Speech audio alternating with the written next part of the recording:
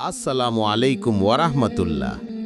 প্রিয় ভাই ও বোনেরা, আজকে আমরা এমন একটি বিষয় নিয়ে আলোচনা করব যা আমাদের প্রত্যেকের জীবনের বাস্তবতা, আর তা হলো এই দুনিয়ার সব কিছুই একদিন ফুরিয়ে যাবে। আপনার আজকের অর্থ, আপনার গাড়ি, বাড়ি, ক্ষমতা, প্রতিপত্তি সবই একদিন থাকবে না। আল্লাহ তাআলা কুরআনে বলেন, প্রত্যেক প্রাণীকেই মৃত্যুর স্বাদ গ্রহণ করতে হবে। সূরা আলী ইমরান আয়াত ১৮৫। আজ আপনি যাকে নিয়ে গর্ব করছেন, আপনার টাকা, আপনার প্রভাব, এগুলো কোনো কিছুই কবরে আপনার সঙ্গে যাবে না। যদি কিছু যায় তাহলে তা হলো আপনার আমল।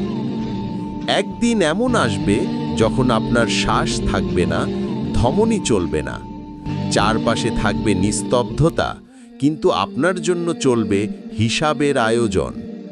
সেদিন আপনার একটা ভালো কাজ আপনাকে বাঁচাতে পারে, আবার একটা গুনাহ আপনাকে ধ্বংস করে দিতে পারে। আপনি আজ যেটা জমা করছেন, সেটা কি শুধুই টাকা, নাকি নেক আমলও জমা করছেন? কারণ মৃত্যু এসে গেলে কেউ আর সময় পাবে না ফিরে আসার। হে আমার প্রতিপালক, তুমি যদি আমাকে একটু সময় দিতে, তাহলে আমি সদকা করতাম এবং সৎ কর্মশীলদের অন্তর্ভুক্ত হতাম। সূরা মুনাফিকুন আয়াত ১০। শেষ কথা, আপনার টাকা আজ আছে, কাল নাও থাকতে পারে।